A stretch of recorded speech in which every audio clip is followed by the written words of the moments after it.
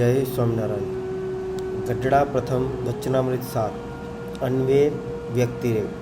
संवत 1876 में मार्गशीर्ष शुक्ला दशमी 26 नवंबर 1819 को श्री जी महाराज श्री गड्ढा स्थित दादा खाचर के राजभवन में श्वेत वस्त्र धारण करके विराजमान थे।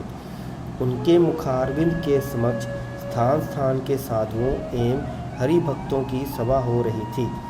उस समय श्री जी महाराज बोले, शास्त्रों में जहाँ जहाँ आध्यात्म वार्ता मतलब आत्मा परमात्मा आदि स्वरूप के ज्ञानयुक्त वार्ता आती है उसे कोई समझ नहीं पाता और भ्रांति हो जाती है। इसलिए हम आध्यात्म वार्ता के यथार्थ स्वरूप का वर्णन करते हैं, उसे सभी लोग सुने।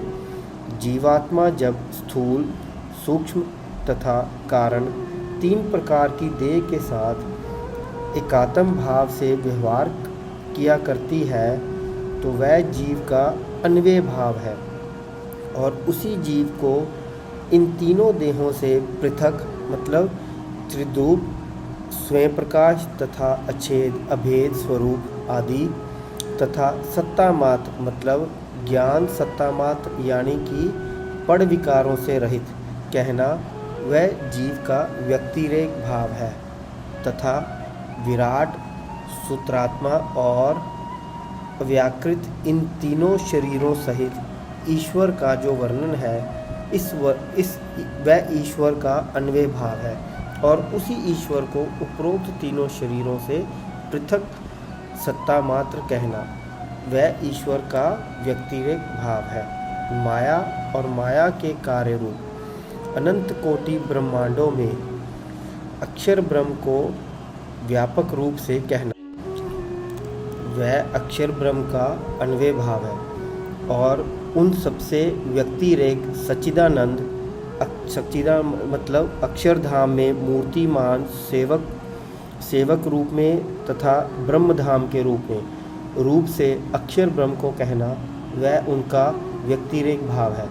इसके अतिरिक्त अक्षर ब्रह्मा ईश्वर जीव माया और माया के कार्य रूप ब्रह्मांडों में श्री कृष्ण भगवान प्रत्यक्ष श्री हरि को जो अनंतर्यामीय रूप तथा नियंता रूप में कहना यह भगवान का अन्वय भाव है और वही भगवान इन सबसे पृथक और तथा गोकुल धाम के ब्रह्मा ज्योतियों में रहने वाले हैं ऐसा कहना वह भगवान का व्यक्तिरेक भाव है।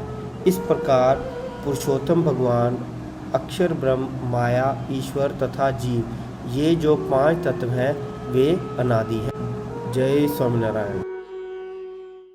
अगर आपको हमारी ऑडियो बुक्स अच्छी लगी हों तो आप हमारे चैनल शब्दों में ज्ञान को लाइक शेयर और सब्सक्राइब करें और सब्सक्राइब करना मत भूलिएगा, इससे आपको लेटेस्ट अपडेट्स मिलते रहेंगे। और हाँ, कमेंट करके ज़रूर बताइएगा कि आपको हमारी ये ऑडियो बुक्स कैसी लगी। Thank you.